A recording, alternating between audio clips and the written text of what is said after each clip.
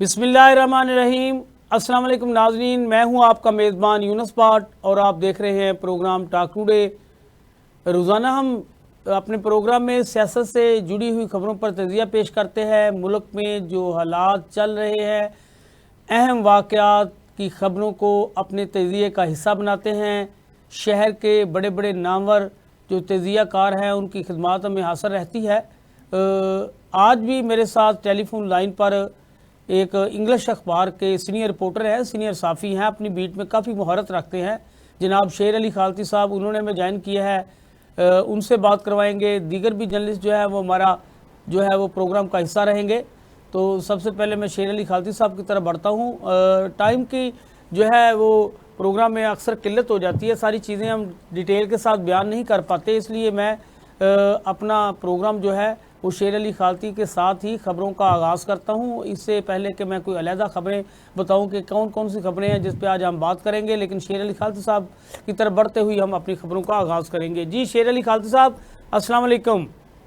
जी वालेकुम सलाम बार साहब। जी जी अल्हम्दुलिल्लाह। खालती साहब, एक तो अली अमीन गंडापुर ने वफाकी वज़ीर दाखिला के साथ जो उनकी मुलाकात हुई है, ये बज़ाहिर ऐसा नहीं लग रहा था कि कभी मोहसिन नकवी के साथ इनके जो अफ़ाम तफ़हीम वाले मामलात हैं ये हो सकते हैं, या ये इकट्ठे बैठ कर कोई मुलाकात भी कर सकते हैं। उन्होंने इकट्ठे प्रेस कॉन्फ्रेंस भी की है।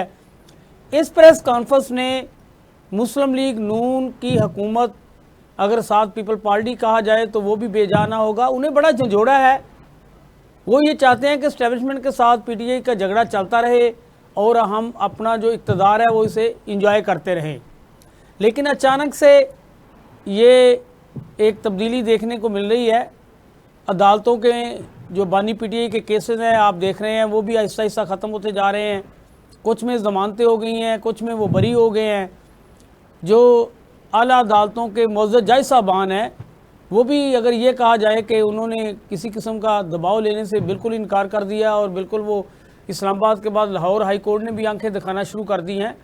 परवेज़ इलाही साहब की भी आपने देखा कि ज़मानत हुई और वो घर पे चले गए। ये तवक्को नहीं थी कि उन्हें इन हालात में घर भिजवाया जाएगा। बीमार तो वो काफ़ी अरसे से थे। ये ज़रूर कहा गया इस्लामाबाद हाई कोर्ट में कि उन्हें हाउस रेस्ट के तौर पर वहाँ जो है वो पाबंद सलासल कर दिया जाए, उनके घर पर ही उन्हें नज़रबंद कर दिया जाए। और दूसरी बड़ी खबर इसके बाद हम डिस्कस करेंगे जो यौम तकबीर के हवाले से है। कल मियां नवाज शरीफ साहब अपनी सियासत को एक बार फिर से ज़िंदा करने के लिए कौन सा बयानिया अपनाते हैं। वो दोबारा पार्टी के सदर बनने जा रहे हैं। यकीनन वो कोई ऐसा बयानिया देंगे अपनी पार्टी के अंदर ताकत डालने के लिए, जैसे उन्होंने वोट को इज़्ज़त दो का दिया था। अब लोग इस जो है उनके धोखे में आने वाले नहीं हैं। वो देखेंगे अब कौन सी बात करते हैं। खैर वो करते हैं इस पे बात। पहले हम अली अमीन गंडापुर वाले मामले पे बात कर लें। क्या आप देख रहे हैं कि वफाकी वज़ीर दाखिला की उनके साथ मुलाकात किसी नई आमद का कोई सिलसिला है या कोई और वजह है जनाब? इस ब्रेक को समझने के लिए हमारे लिए ज़रूरी है कि हम अली अमीन गंडापुर के दो किरदार देखें। पहला किरदार है उनका कि वो केपीके में पीटीआई के पार्टी हेड हैं जनाब। दूसरा वो के वज़ीर आला हैं। आज वो जो मोहसिन नकवी के साथ आपको बैठे हुए दिखाई दे, प्रेस कॉन्फ्रेंस करते हुए दिखाई दे रहे थे, तो वो वज़ीर आला के तौर पर बैठे थे। जब वो केपी में पहुंचते हैं और अपने लोगों के लोड शेडिंग के मसाइल देखते हैं, वो कहते हैं जी हम बिजली के पैसे क्यों बिल अदा करें जबकि हमारे पास लोड शेडिंग ही बहुत ज़्यादा है। तो वो पीटीआई के हेड के तौर पर वहाँ केपी के बात कर रहे होते हैं। अब इसमें बैलेंस रखना अली अमीन गंडापुर के लिए बहुत मुश्किल था। अब जब अली अमीन गंडापुर की बातचीत करवाई गई, मुलाकात करवाई गई मोहसिन नकवी साहब के, क्योंकि मोहसिन नकवी साहब कायल करने में बहुत एक्सपर्ट हैं किसी भी आदमी को, चाहे उसका कितना ही हार्ड स्टांस क्यों ना हो। तो उन्होंने अली अमीन गंडापुर को भी राम कर लिया और उन्हें कहा कि हम ये नहीं चाहते कि आपको गुस्सा फेस करना पड़े इमरान खान साहब का। तो इमरान खान साहब से भी उनकी मुलाकात करवाई गई। तो ऐसा लगता है ऐसा कि बैकडोर राब्ते भी चल रहे हैं और आमने सामने लफ्ज़ी गोलाबारी भी जारी है और पाकिस्तान इस वक्त मुतहम्मिल नहीं हो सकता कि हर तरफ आपको पॉलिटिकल क्लैशेस नज़र आए। अब इन क्लैशेस की वजह से आपसे IMF मुंह फेर के जा सकता है। अब IMF की भी डिमांड है, पूरी दुनिया ये कहती है कि आप एक ऐसी पार्टी जिसको अच्छा खासा वोट मिला था, आप उससे उसको दूर हटा के, उसको बिल्कुल ही अपने आप से जुदा करके आप पार्लियामेंट को नहीं चला सकते। अब PTI को साथ लेके चलना पड़ेगा। अब ये अपोजिशन पार्टी है और हमें खुशी की बात है अगर PTI आके अपोजिशन करे, जो कि एक मजबूत अपोजिशन करेगी। जब आपने देखा होगा प्रेस कॉन्फ्रेंस में अली अमीन गंडापुर साहब और साथ लगारी साहब और मोहसिन नकवी साहब बैठे हुए थे, तो लगारी साहब कहते हैं जी हमें हमारी पॉलिटिकल इख्तलाफात ज़रूर हो सकते हैं, लेकिन हम कौमी और मुल्की मफादात के लिए एक जैसा सोचते हैं और बातचीत करने को तैयार हैं। बात तो ये एक खालिद अच्छी साहब आपने डेवलपमेंट ठीक है। की है कि मुल्की मफाद की खातर अगर हम उनकी बात पर तवज्जो दें तो ये ठीक की है बात, उन्होंने होना भी ये चाहिए। बज़ाहिर जो नज़र आ रहा है, जो तासरात पैदा हो रहे हैं वो ऐसा है कि आप देखें कि एहसन इकबाल ने भी कहा है कि जी हम मुज़ाकरत करते हैं, हम जहाँ हमें आपस में जो है मुज़ाकरत करने चाहिए और सियासतदानों के साथ ही मुज़ाकरत होने चाहिए। तो साथ वो ये भी कह रहे हैं कि मुज़ाकरात के साथ ये भी PTI को सोचना चाहिए कि उन्हें 2028 तक खामोश रहना पड़ेगा। तो अब कल इस्लामाबाद में वो हलके भी खुल रहे हैं, जो 3 हलके इस्लामाबाद के सर्वोच्च अपना हाई कोर्ट ट्रिब्यूनल में चैलेंज किए गए थे। तो अब उन हलके जो खोले जा रहे हैं, तो वहाँ तो जब फार्म 45 और फार्म 47 के मुताबिक जिस तरह की सूरत हाल है, फार्म 45 को जब वहाँ अहमियत दी जाएगी और उसी को अहमियत मिलनी है, तो वहाँ काफ़ी चीज़ें यानी कि उस हलके को देखते हुए लग रहा है कि कुछ चीज़ें मैं जो कहना चाह रहा हूँ आप समझ गए हैं कि तब्दीली ऐसी लग रही है कि शायद PTI के लिए कोई रिलीफ सा नज़र आ रहा है। और PTI के बानी PTI से बार बार रब्ता करना और उनसे मुलाकातें, यानी कि कोई इस्टेब्लिशमेंट के अंदर मोहसिन नकवी साहब इंतहाई अहमियत के हामिल जो है वो शख्सियत हैं और उनकी जानब से ये सारी जो गेम चलाई गई है, अब देखते हैं कि ये ऊँट के करवट बैठता है।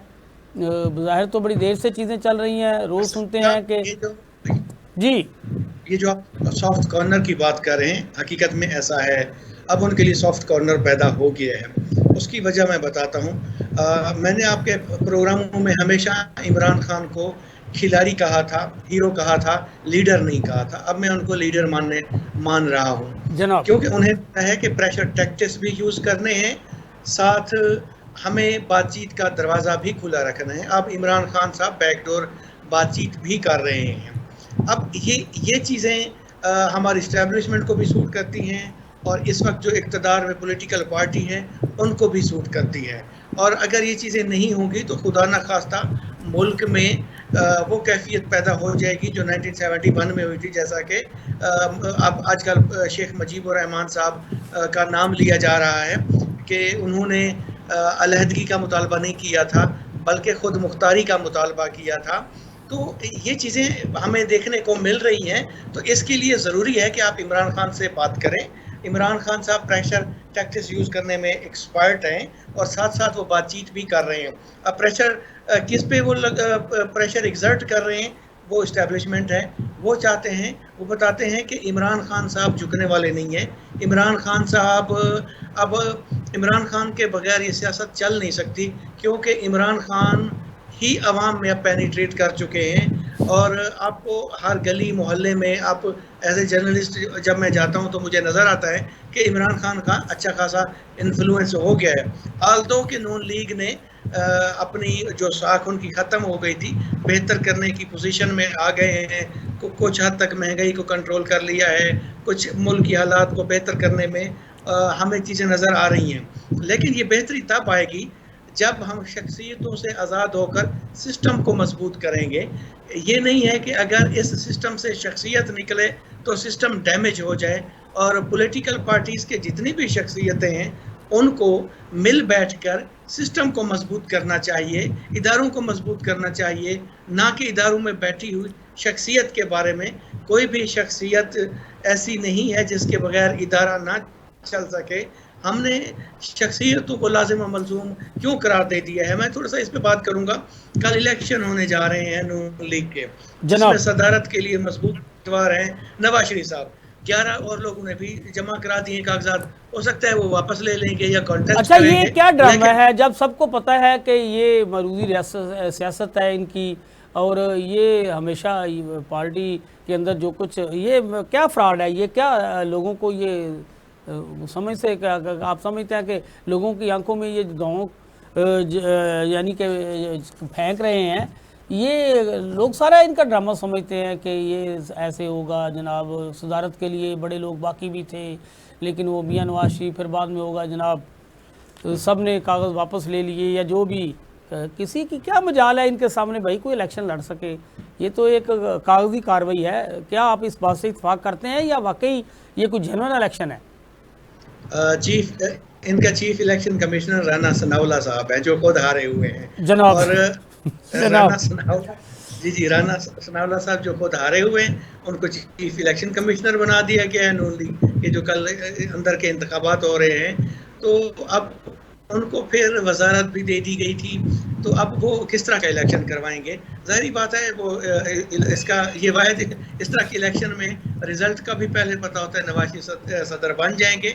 अब इस तरह से वो क्यों कर रहे हैं? ताकि नवाज शरीफ साहब की जो गिरफ्त है पार्टी पर मजबूत की जा सके और आने वाले वक्तों में उनको वज़ीर आज़म बनाया जा सके। अच्छा, दूसरा ये है, इन्होंने हद के इज़्ज़त का बिल पास किया था। आज सिंध हाई कोर्ट ने जो कोर्ट रिपोर्टर्स पर इन्होंने पाबंदी लगाई थी कि वो अदालत की रिपोर्टिंग नहीं कर पाएंगे, उन्होंने इजाज़त दे दी है कि जनाब आप कोर्ट रिपोर्टिंग करें।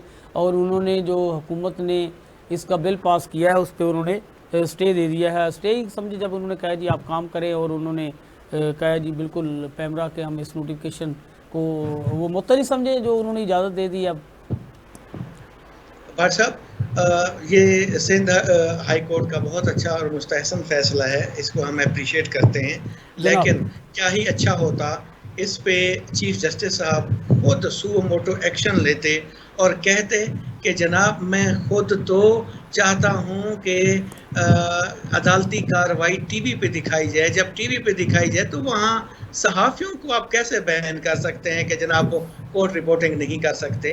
तो जब आप सहाफ़ियों को बैन करेंगे कि कोर्ट रिपोर्टिंग नहीं कर सकते, तो जहाँ बैन का लफ्ज़ आ जाता है ना, तो इसका मतलब है वहाँ फिर साजिशी थ्योरियाँ होंगी, लोग तरह तरह की बातें बनाएंगे, जर्नलिस्ट तरह तरह की बातें मैं माफी बनाएंगे। चाहता हूँ, आपकी बात काट रहा हूँ कि खालती साहब बड़ा अच्छा आपने बिल्कुल ये पॉइंट जो है वो पुट अप किया है कि चीफ जस्टिस साहब को इस पे बाकायदा खुद सो मोटो लेना चाहिए था। तो मैं 2 दिन पहले मेरी ना साकिब निसार साहब के साथ उनके घर पर मुलाकात हुई, उनकी मेहरबानी, उन्होंने दावत थी, कुछ दोस्त हम गए उनके साथ, कोई हम 2-2.5 घंटे रहे। तो हमने कहा जी आप सू मोटो बड़े लेते थे, तो उन्होंने कहा जी कोई एक ऐसा सू मोटो आप बता दें जो मैंने सियासी बुनियादों पर लिया हो। मैंने तमाम वो सू मोटो लिए थे जो आवाम के हमायत याफ्ता होते थे। तो खैर बड़ी बातें हुई। वहाँ कहने का मकसद ये है, यहाँ जो अपना मैं ये नहीं बताना चाहता कि साकिब निसार से मुलाकात कोई बड़ी कोई मैं उसको नहीं यानी कि कोई इशू बनाना चाहता।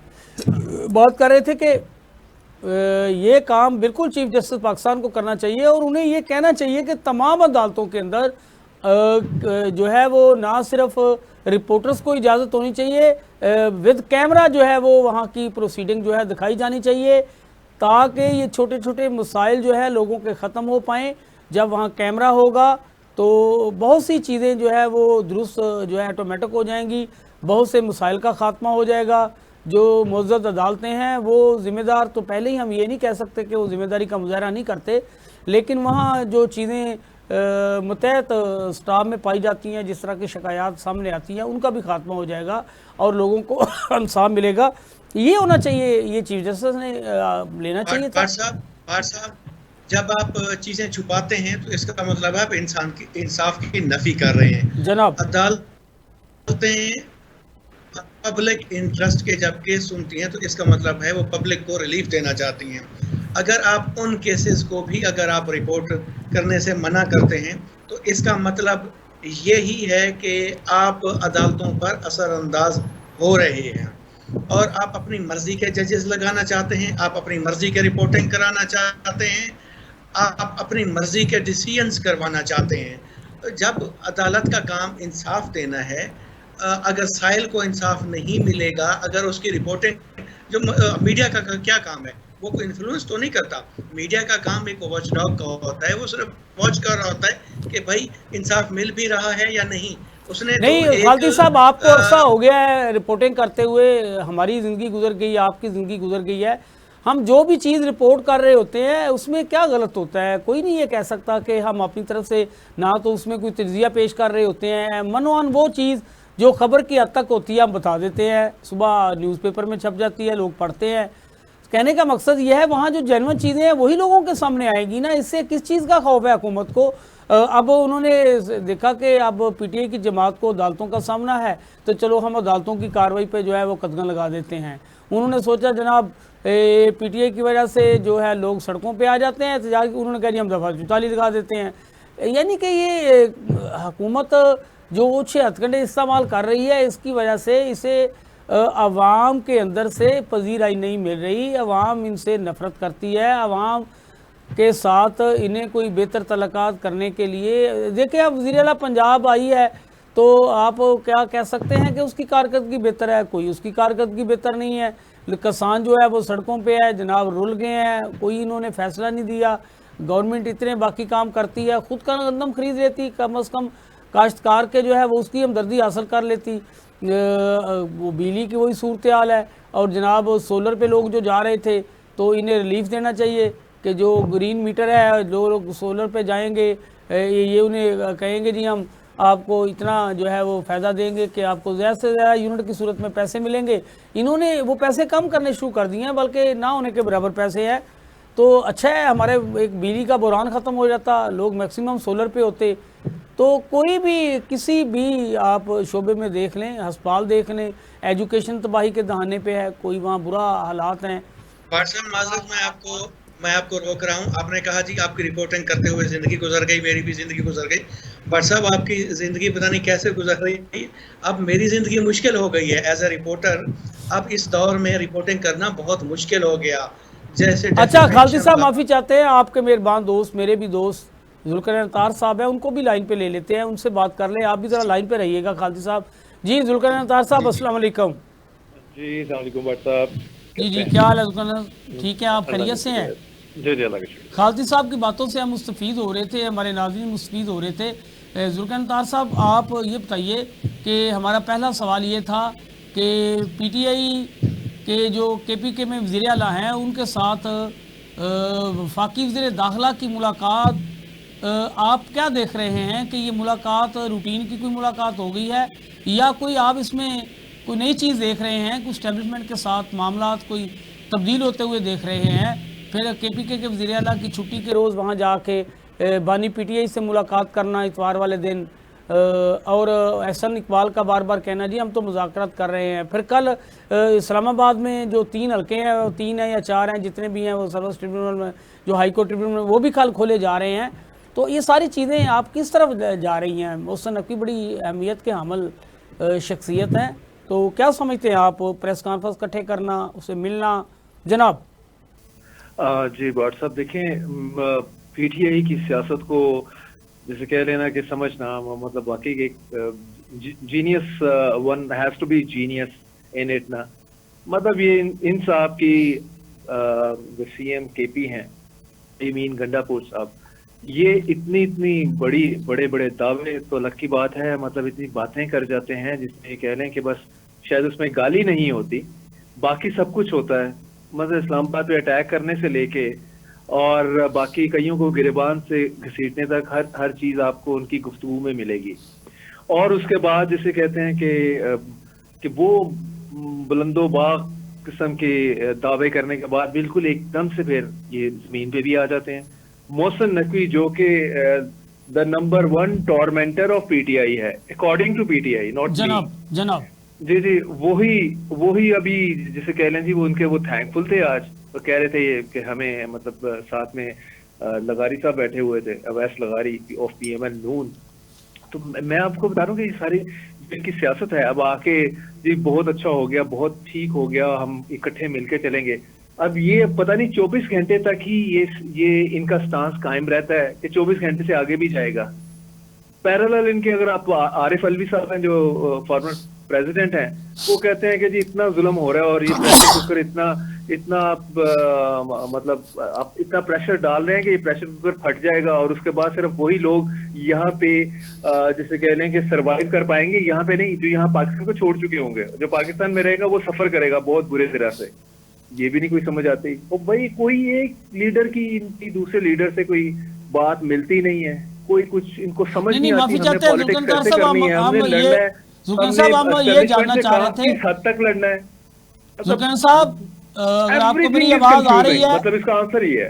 जुल्फिकार साहब आप अगर मेरी आवाज सुन पा रहे हैं जी जी, तो हम कह रहे थे ये मुलाकात क्या अवाम क्या समझे इस मुलाकात को, रूटीन की मुलाकात है या कोई हम कह रहे हैं कि एस्टेब्लिशमेंट जो है वो पीटीआई के करीब जा रही है या उन्हें कोई ली मिलने जा रहा है, ये नहीं बात जा रही है। यही तो मैं आपको बता रहा हूँ इसमें मतलब यही तो था कि ये सारे इनके काम जो हैं कि इनका कोई प्रॉपर किसी तरफ डायरेक्शन ही नजर आती। अब ये एक तरफ जो लड़े होते हैं तो इनको समझ नहीं आती कि हमने सिर्फ और सिर्फ एस्टेब्लिशमेंट से ही लड़ना है। फिर याद है इनको पॉलिटिकल पार्टीज किसी दिन याद आ जाती हैं, किसी दिन ये कहते हैं कि हमने सिर्फ मुज़ाकरात एस्टेब्लिशमेंट से करने हैं, इस दिन कहते हैं जी इनसे तो बिल्कुल नहीं करने, पीपीपी पीएमएल नून और एमक्यूएम से इन्होंने हमारा मैंडेट स्टील किया, बिल्कुल भी स्टील किया। चीजें हैं ऐसी, ओपन सीक्रेट है इस तरह के। आप भी तो उसमें आपको 25 सीटों का बुके मिला था 2018 में, इनको 80 सीटों का बुके बना के दे दिया अगलों ने। अच्छा कल जो आप देखे 3 हल्के खुलने जा रहे हैं उसके बाद तो आप बिल्कुल मेरे ख्याल में इनका अगर वो क्या फिर फराजे करने पड़ेंगे जो 45 फार्म है या क्या होगा, क्योंकि इन्होंने भी तो तैयार किए होंगे। देखिए बात साहब बड़ा सिंपल है इसमें, बड़ा सिंपल है इसमें और कोई लगी लिपटी नहीं है। वो ये है कि हल्के तो पता है कि आपको पता है 17 सीटें पीएमएल नून ने जीती हुई हैं, बाकी इनको गिफ्ट की हुई हैं, वेरी ऑब्वियस है। और बाकी जो 50 के करीब सीटें पीएमएल नून को पंजाब में दी गई हैं, अगर उनको में से कोई भी आप खोल लें और फेयर ट्रिब्यूनल बना दें, मीन जज ने अगर मेरिट के ऊपर फैसला करना है, फॉर्म 45 पे करना है, तो वो तो सीटें इनसे जाएंगी। लेकिन ऐसा होता नहीं है ना पाकिस्तान नहीं में। आप क्या आप समझते हैं कि सीटें वापस होने जा रही हैं या क्या कोई सिर्फ लॉलीपॉप है ये कि ये एक जनाब सर्विस ट्रिब्यूनल के अंदर गई फिर ये कहेंगे जी फराज़ करवाया जाए? वेरी पर्टिनेंट क्वेश्चन इसलिए कि चूंकि एस्टेब्लिशमें का पंगा बढ़ गया हुआ है जजेस के साथ, वो मसाइल चल रहे हैं, जजेस डायरेक्शन लेने के लिए तैयार नहीं है। तो इस सूरत हाल में ये जो अभी बड़ी मुश्किल से मरियम नवाज मानी है कि मैं इस वार्निंग थी कि 24 में जो गुजर गई है कि आपको अदालत में हम बुला लेंगे, लाहौर हाई कोर्ट के चीफ जस्टिस ने कहा था। अगर आपने जजेस के नाम ना दिए, आप बताए, उन्होंने कहा हाँ जी खत्म हो गया, उन्होंने नाम दे नहीं लगाए आपने। जो आपकी दूसरी कोर्ट्स हैं, इवन टेररिज्म कोर्ट्स हैं, उसके जजेस आपने ना अपॉइंट किए, तो वो इन्होंने कर दिए। अब केसेस चलेंगे तो अगर तो वही बात है, वेरी फ्रैंकली जजेस मैनेज हो गए तब तो चीजें ऐसी चलती रहेंगी, वरना चीजें थोड़ी सी मुश्किल होंगी गवर्नमेंट के लिए, क्योंकि वो डिसीजन आने हैं मुश्किल वाले। अच्छा खालती साहब खामोश हैं, आपकी चीजें बड़े ध्यान से सुन रहे हैं। खालती साहब ये जो नए जजेस तैनात किए गए हैं, आप क्या समझते हैं कि ये कोई इन पे कोई दबाव होगा या ये भी गवर्नमेंट ने लगाए तो ज़रूर है, लेकिन आखिर इन्हीं में से लगाने होते हैं, जो मर्ज़ी आ जाए। अब आप देखें ना कि जो पहली अदलिया के जजेस साहबान हैं, उन्हीं में से जनाब सब ने सर उठा लिया है। 6 जजेस इस्लामाबाद हाई कोर्ट के सामने आ गए और इस्लामाबाद के बाद लाहौर हाई कोर्ट के जजेस ने भी आंखें दिखाना शुरू कर दी, मतहत अदालतों से भी फैसले आना शुरू हो गए। तो आप क्या समझते हैं खालिद साहब? खुदा करे ये जजेस आज़ादी के साथ मुनसफाना फ़ैसला कर सकें, नहीं तो हमारी अदलिया की जजेस की तारीख भरी पड़ी है कि एक साबिक वज़ीर आज़म को उन्होंने सज़ा मौत सुना दी थी, एक साबिक वज़ीर आज़म जो थे उनको चलता कर दिया था, सिटिंग वज़ीर आज़म को उन्होंने चलता कर दिया था। इस तरह अच्छा खालिद साहब, हम यहाँ ना एक छोटी सी ब्रेक ले लें तो दोबारा फिर यहीं से शुरू करते हैं। जी नाज़रीन, ब्रेक पर जाने से पहले शेर अली खालती साहब बता रहे थे कि जो नए जजेस तैनात किए गए हैं स्पेशल कोर्ट्स में या दीगर अदालतों में, तो अगर तो वो आज़ादी के साथ फ़ैसले करेंगे तो फिर तो अदलिया का जो बहरान हम कहते हैं कि पैदा हुआ है वो ख़त्म होता हुआ नज़र आएगा। वरना अगर वो भी फैसले, हम ये तो नहीं कहते कि वो इंसाफ के तकाज़ों को पूरा नहीं करते, लेकिन जिस तरह के अदलिया पर इल्ज़ामात सामने आ रहे हैं, आपके सामने है, तो अब देखते हैं कि खैर ये सारी चीज़ें आने वाले दिनों में काफ़ी तब्दीली तो आ रही है। जो माहौल में घुटन थी वो आहिस्ता आहिस्ता खुल रहा है, मौसम साफ़ हो रहा है, जो PTI पे कैदोबंद की सोबतें हैं उससे काफ़ी उन्हें रिलीफ भी मिल रहा है। तो जी खालिद साहब से फिर बात कर लेते हैं। जी खालिद जी, जी, बार साहब, साहब। आप अपनी बात जारी रखिए, बताइए जी। जी बार साहब, अब ये जो जजेस की तैनाती की गई है, अगर 1 साल पहले कर दी जाती, वो PTI के लोग जिनके 9 मई के हवाले से दहशतगर्दी के केसेस बने तो उनका ट्रायल स्टार्ट हो जाता। जनाब, अब एक शख्स का अच्छा माफ़ी जिसको चाहते हैं, वो भी उन्होंने सिविलियन कोर्ट्स के जो फौजी ट्रायल में अदालतों में है वो भी PTI के लोगों ने चैलेंज कर दिया है और उन्होंने कहा कि जी ये तो फैसला आ चुका। खैर अब बात जारी रखें, ये मुख्तलिफ है ज़रा बात उससे। जी जी अब ऐसे लोगों को, अगर किसी शख्स ने कोई कितना ही बड़ा जुर्म क्यों ना हो किया हो, चाहे कोई दहशतगर्दी क्यों ना हो, उसको ट्रायल के हक से नहीं महरूम रखा जा सकता। ये पाकिस्तानी कानून है और पूरी दुनिया में भी है। जनाब, तो 1 साल से उनको ट्रायल के हक से महरूम रखा गया। जब हमारी लॉ इन्फोर्समेंट एजेंसीज ऐसे लोगों को अदालतों में पेश करने जाती तो हमें पता चलता था कि वहाँ तो जजेस ही नहीं है, और अगर कोई दहशतगर्द TTP से ताल्लुक़ रखने वाले पकड़े जाते तो उनको अदलिया में पेश करना होता था, तो ATC के जजेस ही नहीं होते थे। तो अब अदालत की इंटरवेंशन पर, लाहौर हाई कोर्ट की इंटरवेंशन पर हुकूमत ने वो जजेस तो अपॉइंट कर दिए, और खुदा करे ये फ्रीली और विदाउट एनी प्रेशर ये जस्टिस प्रोवाइड कर सकें इन लोगों को, चाहे वो सानेहा 9 मई वाले वाक़े में मुलविस थे या किसी भी दहशतगर्द को सज़ाएं दे सकें बगैर किसी प्रेशर के। और मैं समझता हूँ कि ये अदलिया लाहौर हाई कोर्ट का एक अच्छा इक़दाम है कि उन्होंने गवर्नमेंट से कहा कि आप जजेस को ATC कोर्ट में तैनात करें। ये काम अदालत को क्यों कहना पड़ा? ये इस रियासत को, इस सूबे पंजाब के एग्जीक्यूटिव को खुद समझना चाहिए था, खुद से ये फैसला करना चाहिए था कि हमारी अदालतें जो ATC की कहलाती हैं बगैर जजेस के कैसे चल रही हैं, क्यों ऐसे बगैर जजेस के हैं। तो इससे लगता है कि हम अदलिया जो हमारी सोच है, हमारे सियासतदानों की, जो कि अवाम के हकीकी नुमाइंदा कहलाते हैं, वो कभी नहीं चाहते कि हकीकी इंसाफ हकीकी मानों में लोगों को मिल सके। अच्छा खालिद साहब, मैं ज़रा जुल्करनैन साहब से कर लूँ, हमारे पास थोड़ा है टाइम, ताकि हम फिर आपकी तरफ आते हैं। जुल्करनैन साहब, यौम तकबीर को जनाब सरकारी तौर पर मनाने का ऐलान किया गया है। कल मुल्क भर में छुट्टी है, पंजाब में भी छुट्टी है, तो कल मियां नवाज शरीफ को सदारत के जो है वो सौंपी जा रही है। उसके लिए सुने कोई इलेक्शन हो रहा है, कोई राणा सनाउल्लाह साहब इलेक्शन कमीशन के मेंबर हैं या वो क्या जो भी है, यानी कि उनकी निगरानी में वो चीफ इलेक्शन कमिश्नर हैं या जिस तरह पता नहीं अब क्या क्या है, कौन कौन से लोग हैं। तो क्या कल कोई नया बयानिया बनने जा रहा है? क्या मियां नवाज शरीफ कल से कोई अपना नया बयानिया देंगे या क्या? आपके पास काफ़ी अंदर की खबरें होती हैं। जी व्हाट्सएप बिल्कुल। देखें ये कल री लॉन्च ऑफ नवाज शरीफ है। इनफैक्ट कल की छुट्टी भी दी गई और इसको कोइंसाइड किया गया है वही जो न्यूक्लियर टेस्ट हमने किए, यौम तकबीर डे है, तो उसमें जाहिर है दोबारा से इनको री लॉन्च का मतलब है पूरा हीरो बना के पेश करेंगे कि इन्हीं की वजह से हम न्यूक्लियर पावर बने हैं, वगैरह ना बने होते। और इलेक्शन इनकी जो जिसे कह लें कि जो इलेक्शन है वो बेसिकली मतलब अनअपोज्ड ही है, इनके अगेंस्ट किसने खड़ा होना है, यही क्वेश्चन राणा सनाउल्लाह साहब से भी पूछा गया आज प्रेस कॉन्फ्रेंस में कि आपकी पार्टी जमहूरियत की बात करती है, तो एक बंदा ऐसा नहीं है पूरी पार्टी में जो कि नवाज शरीफ साहब के सामने खड़ा हो सके एज कैंडिडेट, जनाब कॉन्टेस्ट कर सके। तो जमात इस्लामी का जिक्र किया कि बकायदा उसमें वोटिंग होती है और ये सिलसिला होता है, तो जिसको वो खैर कहते हैं जी कि उनकी कुर्बानियां ही बड़ी हैं, तो वो कोई और लीडर कहाँ चाहेगा कि इनके खिलाफ खड़ा होना। लेकिन तो क्या कल जो कैंडिडेट साथ जिन्होंने कागज जमा कराए हैं वो कागजात वापस ले लेंगे या कल ड्रामा करके कोई? अभी तो कागजात सिर्फ लेके घर ले गए हैं वो, लाइक उनका मतलब इरफान सिद्दीकी साहब कागजात ले रहे हैं प्रेसिडेंट के, मतलब वो तो स्पीच राइटर हैं उनके। और कौन कौन उम्मीदवार है सदारत के उम्मीदवार? कोई भी नहीं है सिवाय नवाज शरीफ है। अच्छा, अभी तक किसी और ने पेपर जमा नहीं करवाए और ना ही कोई सुबह पेपर जमा करवाएगा। बिल्कुल कल सही। 4 से शाम 7 बजे तक ये तकरीब चलेगी, उसमें ये इलेक्ट होंगे, उसके बाद ये स्पीच करेंगे। ख्याल तो यही है कि उसमें कल जो बात हो रही थी कि कल का टारगेट भी जजेस ही होंगे, वो वाले जजेस जिन्होंने इनको निकाला है, वो वाले जजेस नहीं जिन्होंने इनको रिलीफ दी है, हर केस में से इनको क्लीन चिट दी है।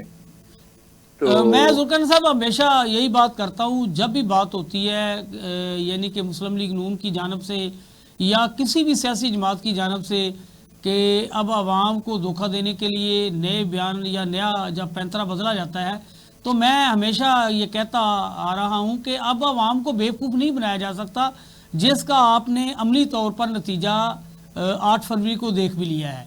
अब ये जितने मर्जी पैंतरे बदलने, तो आवाम अब हर चीज़ को जानती है, बाखूबी उन्हें इल्म है कि ये क्या है, ये अब जो मर्जी कर ले। खैर आपके पास कोई और बड़ी बात है कि जिससे ये आवाम को अपनी तरफ राग़ब कर ले, तो एक अलग बात है। ये देखें, बेसिकली अब इनका जहन सिर्फ मतलब एफर्ट इनकी सिर्फ यही है कि हम डिलीवर करें पंजाब की हद तक, और दोनों तरह से कोशिशें कर रहे हैं। लाइक कल कोई बयानिया नया दे रहे हैं, क्या कर रहे हैं आखिर? कल कोई बयानिया, देखें बयानिया उसी वक्त नया आएगा जब इनकी कहीं कोई थोड़ी बहुत इनकी बातें नहीं मानी जाएंगी और इनकी लड़ाई होगी। अभी तो ये सुकून में है, गुडी गुडी चल रहा है, हंकी डोरी जिसे कहते हैं, क्योंकि वो इन सबसे बड़ा इनके हवाले से मॉन्स्टर कह लें इमरान खान, वो अंदर है। तो वो दोनों पार्टियां उससे डर रही हैं, या तभी दोनों पार्टियां एक दूसरे के साथ भी हैं। बेसिकली जब थोड़ा सा सिलसिला, यही जो आपने सबसे पहला क्वेश्चन था अली अमीन गंडापुर की जो आज की मीटिंग है, अगर पीटीआई थोड़ी सी अकलमंदी करके अपना पॉलिटिकल एरिना में वापस आए, सियासी मैदान में, और सियासत तरीके से करे, तो आप देखें कि ये अभी नवाज शरीफ साहब ने जो जर्नल्स के नाम लेना बंद कर दिए थे, like general Bajwa, like general Faiz Hamid, ये दोबारा से नाम लेना शुरू कर देंगे। अभी चूंकि ये सब कुछ ठीक चल रहा है और पीटीआई मार खा रही है और उधर ही लड़ी जा रही है, उसको पॉलिटिक्स पता नहीं कब सीखेगी। अगर थोड़ा सा अच्छे अंदाज में वापस जरा वो पॉलिटिकल मैदान में आए, तो ये देखिएगा फिर से ये बयानिया फिर नया बनाएंगे। लेकिन युल्कन साहब, मेरा और खालती दोबारा से क्यों निकालने जा रहे हैं? मेरा और खालती साहब का ये मौकफ है कि जो बानी पीटीआई है वो अब पत्ते ठीक कह रहे हैं। वो उन्होंने देखें, एक तो वहाँ जेल के अंदर बैठ के इतनी सख्त गर्मी के बावजूद कोई इस तरह का वावेला नहीं किया कि जैसे अवाम कहती जी इसमें और नवाशी में क्या फ़र्क है, वो बड़े सुकून से जेल में बैठा हुआ है। और दूसरा उसकी तरफ से ये मैसेज आना कि मैं बिल्कुल कोई, और वो बिल्कुल साबित भी कर रहा है कि कोई इस तरह की बार्गेन कर भी नहीं रहा, ना ही वो बार्गेन ना करे। अपना बाट साहब पॉइंट्स समझे ना, बार्गेन मत करें। बार्गेन करने के लिए कौन उनको कहता है? बाहर चले जाएं मुल्क से या कोई और चीज कर लें। भाई आप थोड़ा सा पॉलिटिकल रिंग में तो आए, पॉलिटिकल मैदान में। मतलब ये है कि कोई निगोशिएशन, ये 6 जजेस का खत लिख देना, ये 6 जजेस का खत लिख देना, ये भी तो पीटीआई की कामयाबी है ना कि जजेस ने आखिरकार दबाव लेने से इनकार कर दिया है। पता नहीं कितना दबाव। ये पीटीआई की कामयाबी नहीं है। ये देखें, जजेस को भी इवेंचुअली जो मतलब उनपे जितना प्रेशर, हर रोज आप प्रेशर डालते जाएंगे, एक दिन आता है कि बंदा खड़ा हो जाता है, वो कहता है नहीं यार मैंने प्रेशर नहीं लेना। अब ये नवाज शरीफ भी यार के खड़ा हो गया था आपके सामने। ये साहब जो है नवाज शरीफ साहब, जो आज अब इनकी सियासत दफन हुई है, ये बड़े लीडर कैसे बने थे जब ये उन्हीं ने इनको बनाया था। अच्छा ये बताइए कि जब खड़े हो गए थे प्रेशर लेके तंग आ गए थे ये साहब। अच्छा जुल्कन साहब, बड़े बाप की बेटी है जो हमारी वज़ीर-ए-आला पंजाब है, अभी तक वो भी बस टिक टाक कर वज़ीर-ए-आला बनी हुई है, कोई उसने बज़ाहिर इस तरह की कारकर्दगी दिखाई नहीं जिससे हम ये कह सकें। ब्यूरोक्रेसी के सामने बिल्कुल बेबस दिखाई दे रही है। वही आईजी, वही चीफ सेक्रेटरी। जो आपका क्वेश्चन है इसका आज जवाब जो है मेरी जुबानी आप ले लें, लेकिन वो पीछे राना सनाउल्लाह ने जवाब दिया है इसका। राना सनाउल्लाह साहब कहते हैं कि जी सारे डिसीजन जो है वो नवाज शरीफ साहब ले रहे हैं, तो इट मीन्स कि ये आगे शो पीस ही है।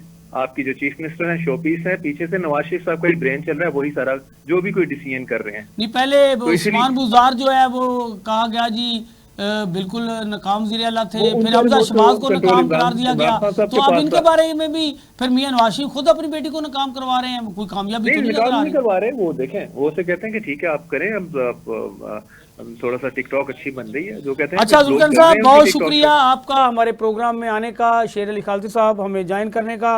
नाज़रीन, इसके साथ ही हमारे आज के प्रोग्राम का वक्त ख़त्म हो गया है।